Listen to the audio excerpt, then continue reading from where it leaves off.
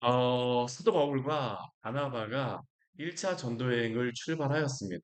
근데 1차 전도 여행을 출발하고 난 이후의 여정을 하나하나 사실들을 우리에게 보여주고 있습니다. 여기에 이렇게 일정들을 정확히 어디에 가고 어디에 가고 어디에 가고 이랬다라는 것은 역사적으로 이들이 이렇게 하나님의 이 사역에 실제로 이 일들을 행했다라는 겁니다. 그들은 결코 말로만 살아갔던 사람들이 아닙니다.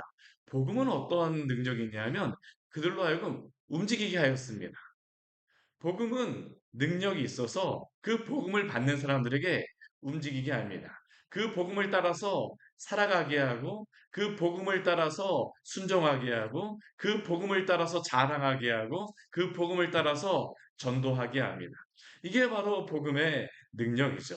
그래서 이들은 이 1차 전도 여행을 출발하였는데, 근데 우리가 참 이렇게 하나님께서 전도 여행을 출발하게 하면 하나님이 전도여행을 출발하자마자 이제 구브로라는 지역으로 실르기아를 거쳐서 구브로 지역으로 다 가게 되는데 그것은 하나님이 이 복음의 문을 활짝 열어주셔서 그들로 하여금 많은 이 복음을 전하게 하면 바울과 바나바로 하여금 이 복음의 그러한 열매를 많이 맺게 하여 주시면 좋은데 그렇지 못합니다. 우리 구브로 같은 경우 곳에서는 우리가 보게 되면 우리 다른 전도여행들을 이제 오늘도 보게 되겠지만 이 복음을 전하고 난 다음에 사람들의 반응이 있는데 여기에서는 특별한 반응이 나타나질 않아요. 우리 앞에 말씀에 어제 말씀에 보게 되면 바예수라고 하는 사람은 복음을 전할 때에 대적하게 되고요. 유일하게 그 서기오 바울이라고 하는 그 한 사람만 이 복음을 듣고 회심하는 그러한 일들이 있습니다. 그러면 이들은 어떻게 해야 되겠습니까? 실망하고 낙심해야 되겠습니까? 그렇지 않습니다. 이들은 또 다른 길로 찾아서 나섭니다. 또 다른 길로 찾아서 나서게 되어져요. 근데 우리 1차 전도행을 보게 되면 이 1차 전도행의 최대 위기 상황이 오늘 발생하게 됩니다. 우리 오늘 읽었던 13절 말씀에 보게 되면 이러한 말씀이 있어요. 바울과 및 동행하는 사람들이 바보에서 배 타고 밤빌리아에 있는 버가에 이르렀다라고 말씀하고 있습니다. 바울과 동행하는 사람들, 우리 앞에 말씀에 보게 되면요, 바나바와 사울이 이 전도행을 출발하였다고 하는데, 이제는 이 이후의 말씀부터는 어떻게 되냐면, 바울을 중심으로 그 나머지 사람들은 바울과 및 동행하는 사람들이 되어져 버립니다. 그리고 이들이 어디로 가게 되냐면, 바보에서 배 타고 밤빌리아에 있는 버가로 가게 돼요.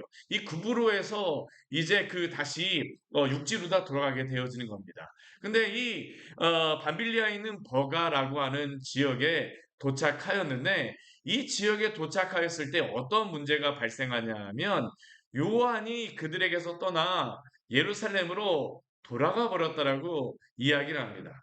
우리 전도여행에 몇 명이 하고 있냐면 세 명 있습니다. 세 명.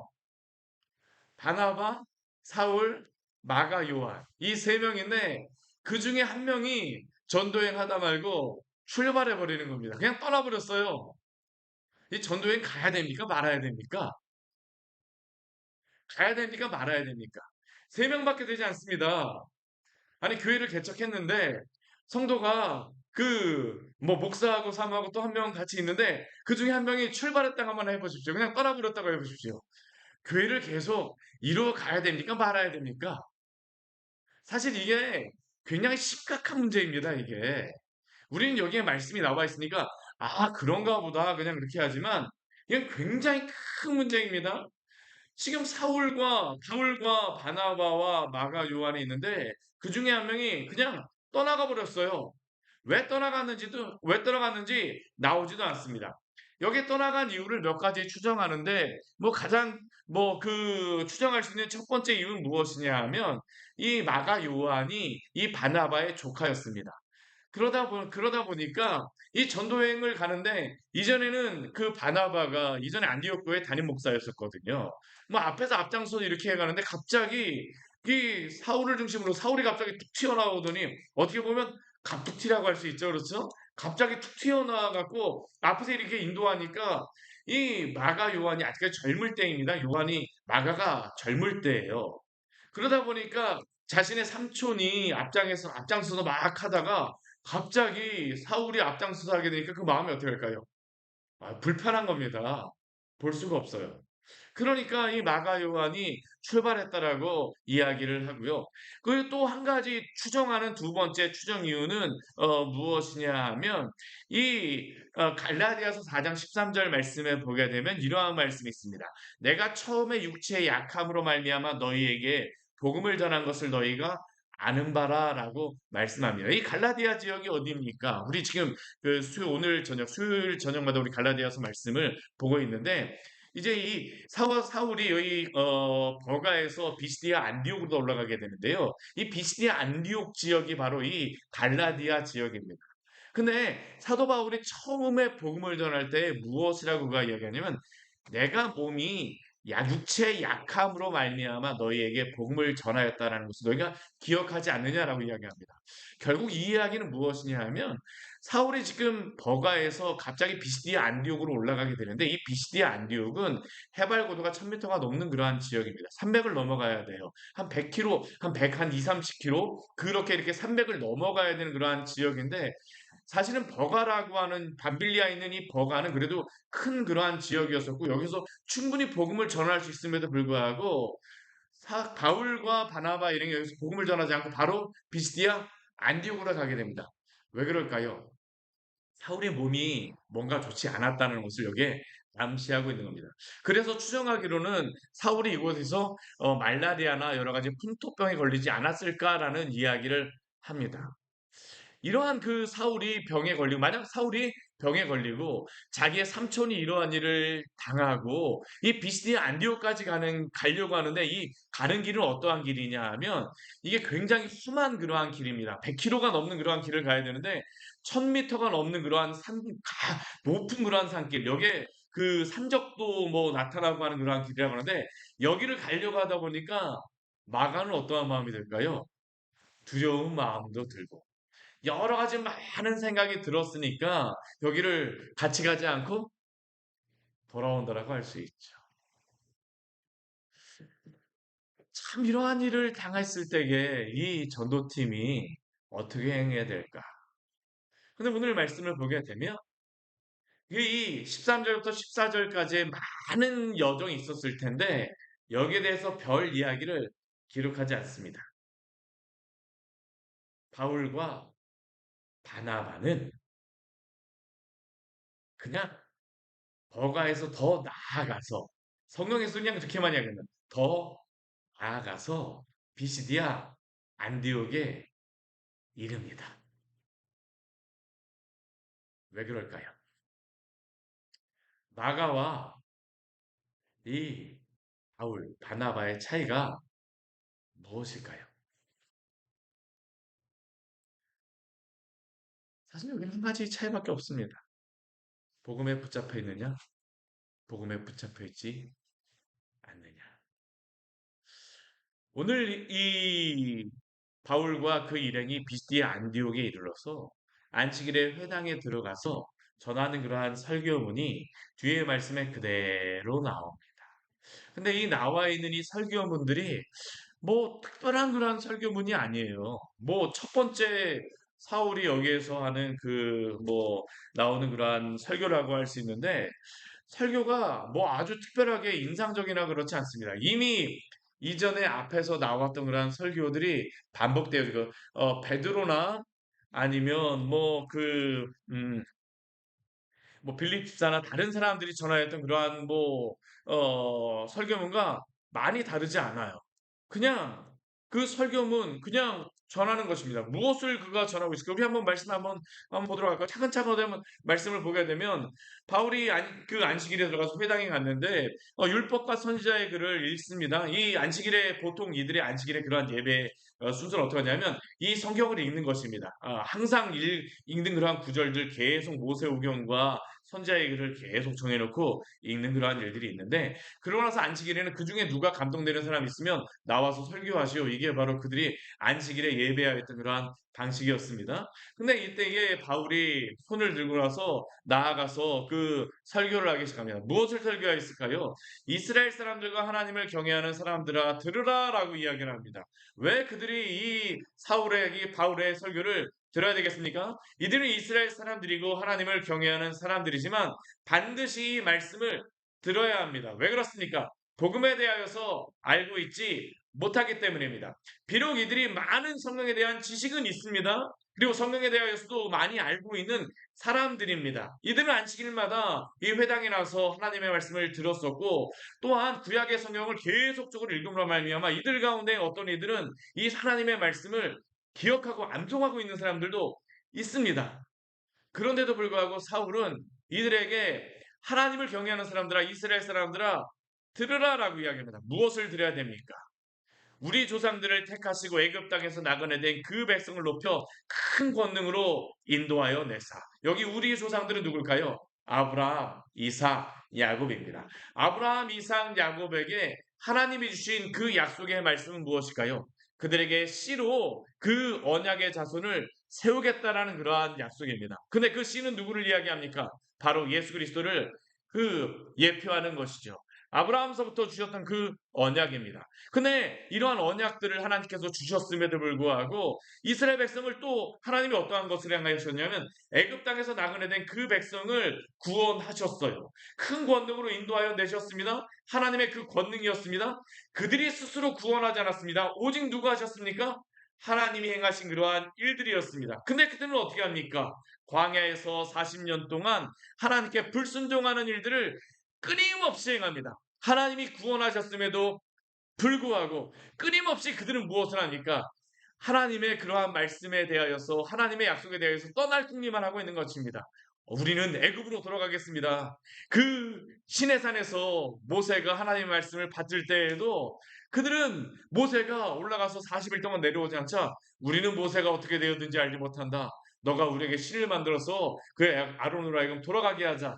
이들은 하나님을 배신한 사람이었었죠. 근데 하나님께서 어떻게 하십니까? 그들의 수행을 참으셨죠. 하나님이 구원하시고 하나님이 참아주셨습니다. 그리고 하나님이 어떤 일을 행하셨습니까? 우리 19절 말씀에 오게 되면 가나안 땅 일곱 족속을 멸하시고 그 땅을 기업으로 주셨습니다. 이 가나안 땅 일곱 족속을 멸하시고 그 땅을 주시는 때에 하나님이 어떤 일을 하셨을까요?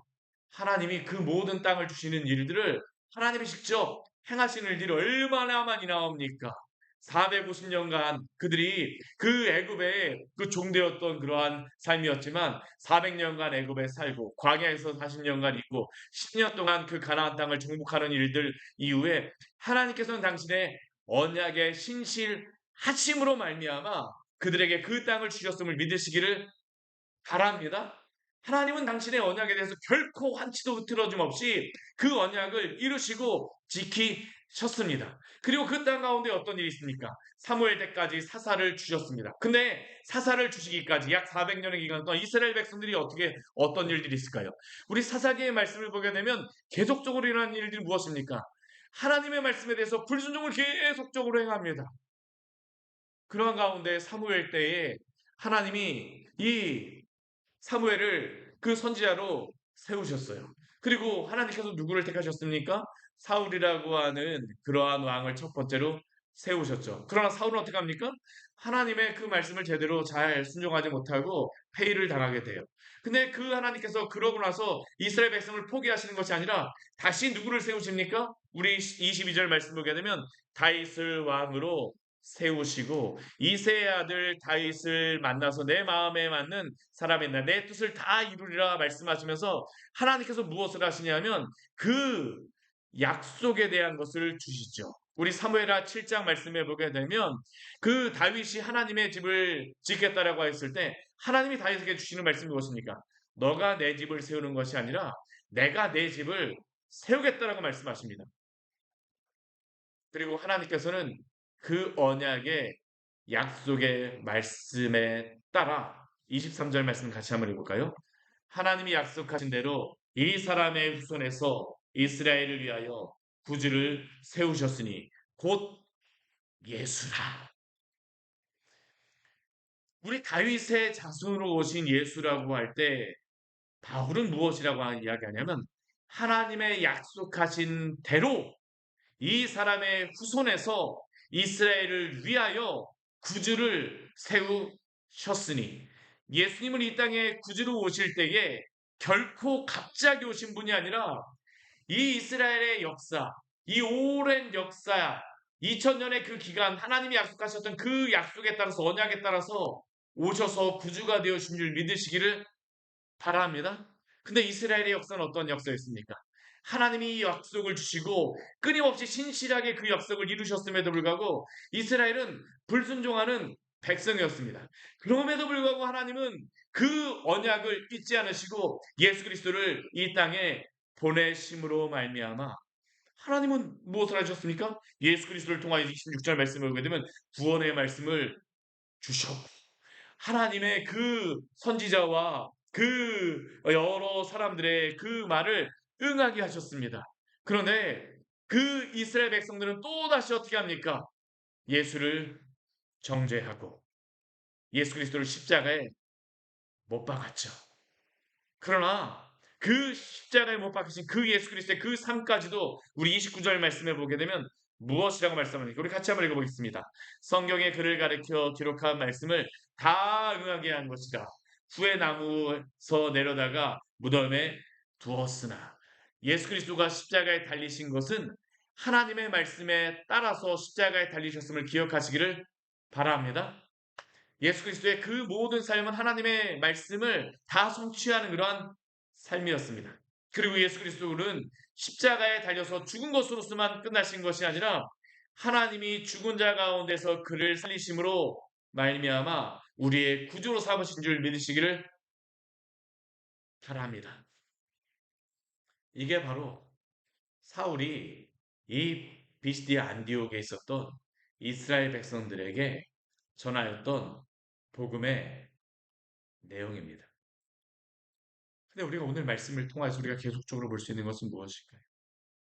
이스라엘 백성은 하나님은 한 번도 그들을 향하여서 언약을 어기신 적도 없고 그 약속을 어기신 적도 한 번도 없었으나 그들은 끊임없이 하나님을 떠나고 불순종하였으며 심지어는 하나님께서 약속하신 그 예수 그리스도 이 땅에 보내셔서 그들의 구원자로 보내셨으나 그들은 그 예수 그리스도를 십자가에 못 박아 죽였습니다. 근데 그 예수 그리스도는 왜 십자가에 못 박아 죽으셨습니까? 바로 예수 그리스도가 우리의 의가 되어 주시기 위하여서 우리를 위하여 십자가에 죽으신 줄 믿으시기를 바랍니다. 왜 사람들은 예수 그리스도 십자가에 못 박았을까요?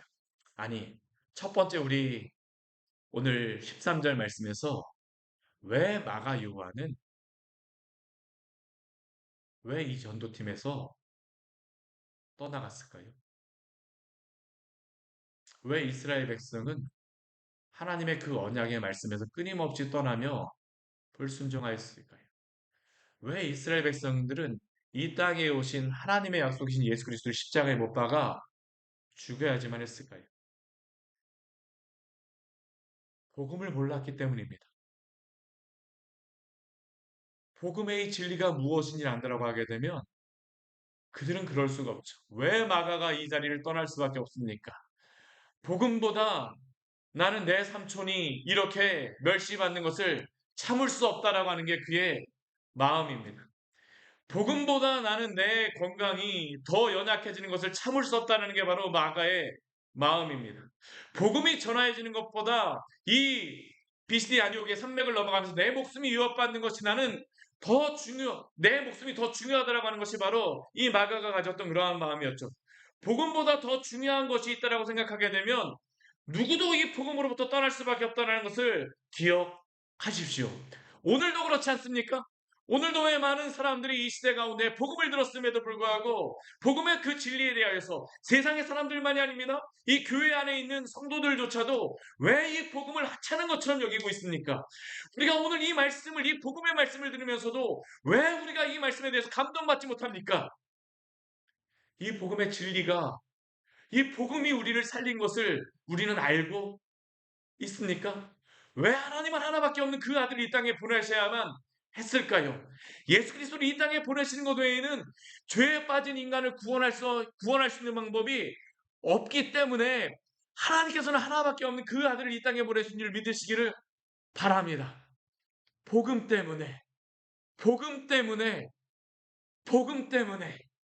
그런데 우리는 이 복음을 얼마나 하찮은 것으로 여기며 우리는 이 복음을 얼마나 아무것도 아닌 것으로 여기고 있습니까? 복음을 소중히 여기는 사람 어떡할까요? 복음을 위하여 살아갑니다. 복음에 목숨을 걸게 되죠. 바울과 바나바가 말라리아 걸리거나 풍토병에 걸려서 아픔에도 불구하고 왜 그가 고향으로 돌아가지 않고 나가보다 먼저 돌아가야 될 사람은 누구입니까? 바울입니다. 근데 왜 그가 돌아가지 않고 이 비스디아 안디오까지 올라가야만 합니까? 복음 때문에. 우리는 무엇 때문에, 무엇 때문에, 무엇 때문에 예수 그리스도를 믿고 있습니까? 예수 그리스도를 믿음에도 불구하고 이 세상에 사실 우리 인생에서 마지막 때에 우리의 호흡이 다 하고 하나님 앞에 섰을 때에 전혀 중요하지도 않은 그러한 것들 때문에 우리는 복음을 멀리하며 정말 중요하지도 않은 것들을 소중하게 여기며 살아가고 있지는 않습니까? 오늘 세례 요한은 25절 말씀에서 이렇게 말씀하고 있죠. 우리 25절 말씀 우리 같이 한번 읽겠습니다. 요한이 그 달려갈 길을 마칠 때에 말하되 너희가 나를 누구로 생각하느냐? 나는 그리스도가 아니라 내 뒤에 오시는 이가 있으니 나는 그 발의 신발끈을 풀기도 감당하지 못하리라. 세례 요한은 그의 마지막 그러한 사역에 그가 고백하였던 것이 무엇입니까? 나는 그리스도가 아니라. 사람들이 세례 요한에 몰렸던 사람들이 예수에게 달려갑니다. 나는 그리스도가 아니라. 그는 결코 그것에 대해서 기분 상해하거나 자존심 상해하지 않습니다. 왜 그렇습니까? 그리스도만이 죄인을 의인으로 죄에 대한 그러한 모든 값을 감당할 수 있는 그러한 분임을 그는 알고 인정하였기 때문입니다. 나는 그 발에 신발끈을 풀기도 감당하지 못하리라. 사랑하는 성도 여러분, 오늘 하루 이 복음에 붙잡혀 주시기를 축원합니다. 우리가 이 세상의 많은 일들을 이기는 방법은 한 가지입니다. 우리가 병 안에 우리 이 물병 안에 이게 지금 물이 차 있지만 이 물병 안에 비어 있다라고 한번 생각해 보십시오. 이 비어 있는 공기를 이 공기를 사라지게 하는 방법이 무엇일까요? 우리는 이것을 뭐 진공 상태로 만들기 위해서 많은 기구를 가져다 한다고 생각할지 모르지만 이 병 안에 공기를 사라지게 할 수 있는 유일한 좋은 방법은 무엇이냐면 이 안에다가 물을 채우는 것입니다. 우리의 죄악된 마음, 두려운 마음을 몰아낼 수 있는 유일한 방법은 무엇일까요? 예수 그리스도의 그 복음으로 채우시기를 축원합니다. 그게 바로 우리가 이 땅 가운데 승리하는 유일한 방법입니다. 오늘도 예수 그리스도와 함께 승리하시기를 축원합니다. 같이 기도하도록 하겠습니다. 하나님 아버지 오늘 말씀을 통하여서 우리에게 귀한 은혜를 주니 감사를 드립니다. 우리는 이 세상에 많은 것들 때문에 복음을 버리고 떠날 때가 얼마나 많은지 모르겠습니다. 마가 요한도 그가 중요하고 그가 생각하는 많은 것들 때문에 복음을 버리고 다른 곳으로 갔습니다. 주님, 우리도 당신의 복음이 우리의 마음속에 역사하시지 않으면 우리를 구원하신 이 복음이 무엇인가를 알지 못하게 되면 주 예수 그리스도 우리를 구원하신 그 이름 있음에도 불구하고 온갖 세상의 것을 따라서 살아갈 수밖에 없지 않습니까? 주님, 우리를 불쌍히 여겨주시고 당신의 그 복음으로 우리를 가득 채워 주시옵소서. 우리가 이 세상의 온갖 다른 것들에 마음을 빼앗기는 것이 아니라 우리 주님께 집중함으로 우리를 구원하신 예수 그리스도의 그 은혜에 오늘도 감사함으로 그 은혜로 오늘도 살게 하여 주시옵소서. 예수님 이름으로 기도드립니다. 아멘. 오늘 말씀 같이 기억하시면서 기도하며 나가도록 하겠습니다.